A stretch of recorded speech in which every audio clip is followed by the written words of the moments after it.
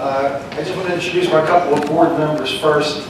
Elizabeth Cowden, Jay Johnson, Cindy Fisher, and Andy Schrader. Darlene Bowman from the Monica from the school district, and Paul Scarmazzi. He's going to introduce some of his staff and professional, his architects and engineers that came out here tonight also. But I just want to remind you that we're here not to talk about the site or the Muse Elementary School itself. The school district owns 35 acres back there, as you well know, and they're developing that site. And ever since the school has been there, you know, they've had one entrance going in and out, as you're well aware of that. They're looking at, since it's going to be an expansion up there, they're looking at trying to find a second way into the school to divide up the traffic. Well, here tonight, we're here just to talk about the traffic and the road conditions around from East Bishop Road to Cherry Way and from Oak Street over to School Street.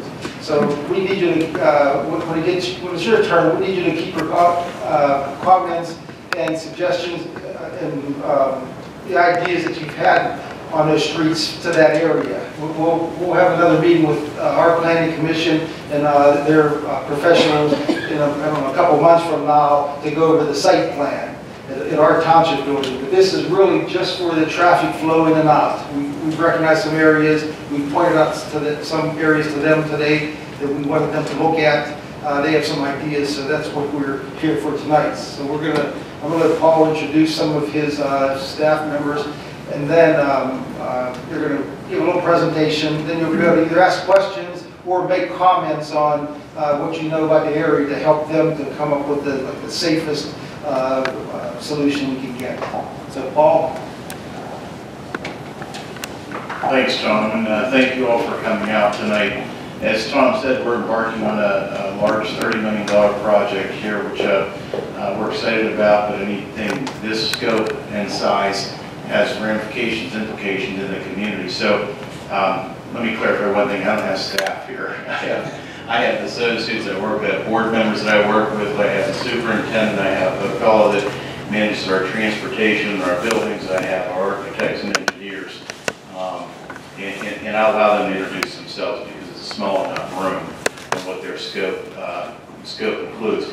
But we're here to listen tonight. We were invited by the supervisors to come out of some concerns that they were hearing from residents and neighbors and community members. So I don't think that just to manage your expectations we'll have answers tonight, but this is an interactive process, so we're gonna listen to the concerns that are brought up. We do have answers or responses. We'll obviously provide them. We're not trying to avoid direct discussion, but this is an interactive meeting. We're trying to gather information and hear based on our invitation by the supervisors. So, Greer, if you wouldn't mind, if you could just introduce yourself. I'll start with Greer Hayden. He's HHSDR Architects. They've been the point person leading this project, design, developing, etc. And I'll turn it over to you, Greer. Yeah, I'm Greer Hayden with HHSDR Architects. This is John Carley, our site engineer.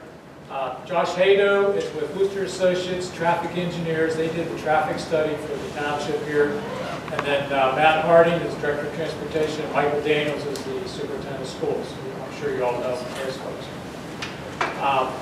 As the speakers have already said, we had an earlier meeting this afternoon with the supervisors and some citizenry that attended. And we walked the properties to see how traffic is flowing, how the access points are to Muse Bishop from both School Street and from Oak Street. We got a lot of good input and some ideas that we might want to pursue a little further to see if we can improve the site access to Muse Bishop Road from our traffic. Before I jump into that, maybe I can just throw it back to Matt Harding just briefly to talk about how the numbers of vehicles will change here on a day-to-day basis. You have some rough ideas, I think, of that. Just to give you that piece of information. We have 3 buses that serve the current Muse facility, and I believe at least 2 of those do 2 runs. So we have 5 to 6 runs that come out of there. And we'd be looking at about 14 runs of buses with the expanded school, the consolidation of the 3 elementaries within the Muse facility. we have a, I would say comparative to the other elementary schools, we have about an average walking population to the Muse community here and across Muse Bishop there with the crossing guard. That would remain the same. There wouldn't be any additional walkers. I would assume that the parent drop-off traffic would increase some, for sure. And with that, as a part of this whole planning process, we've had a number of meetings with the school staff, the administrative team, teachers. We've had a town hall meeting, which maybe some of you attended that meeting as well, and then we also had a public hearing for the project. In each one of those meetings, we've gained a lot of input from parents, from staff members, et cetera, as to how to plan this facility. And that's what's been going on here recently. We've been really working on the concepts and design of the building and also the site. And two of the things that we looked at from the site standpoint was, one, on our property, having a separation from the parent drop-off and the bus pickup drop-off area. So those are 2 areas of divorce. The reason for that being that we don't want students getting out of mom's and dad's car, crossed over into bus traffic and vice versa. So it's trying to separate those two traffic patterns as much as possible. Also, as the parents come onto the site, sometimes they park the car, walk the student into the building, or they go into the building, pick the student up, and they come out. So in our town hall meetings, the parents encourage us to make this parking lot that's going to be designated for the parents as large as possible. So we've got a division of parking here, about 100 spaces for those events when the parents are parking here at arrival and dismissal times. That is separated by this island, this green area in here. And then in the front lot, next to the building, is our bus drop-off area. It's also overflow parking for activities in the evening. And it's also to be gated off after the students are in the building so they can become a hard surface play area during the daytime. And any visitors that would come during that period of time, we're parking here in the back. And we've got a nice safety zone here for the students to have a play activity on hard surface areas. So on the site, that's the way we see the circulation working there. We have about 400 total parking places on the campus, 200 in the back, and roughly 200 in the front part, 100 each of these two lots. So you have a lot of ample off-street parking to accommodate, not necessarily the day-to-day activities, but those functions that happen after school hours. We have open houses, parent-teacher conferences, basketball games. The building does include a full-size gymnasium. So there could be some activities in the evening where you've got some large groups assembling for those types of functions. That's all working well for us. What has been a concern we talked about this afternoon was how do you get everyone in and out of the property in a safe flow of traffic.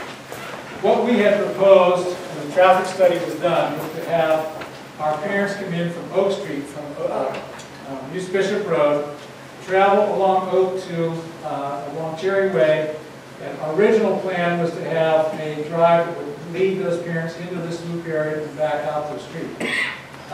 We have migrated a little bit towards a flowing along Cherry Way by widening that on our side of the property line to this driveway that would lead the parents into this area.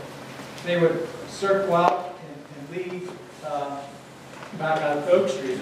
The buses would enter from School Street, travel around in this fashion, and back out to Muse Bishop Road in that fashion.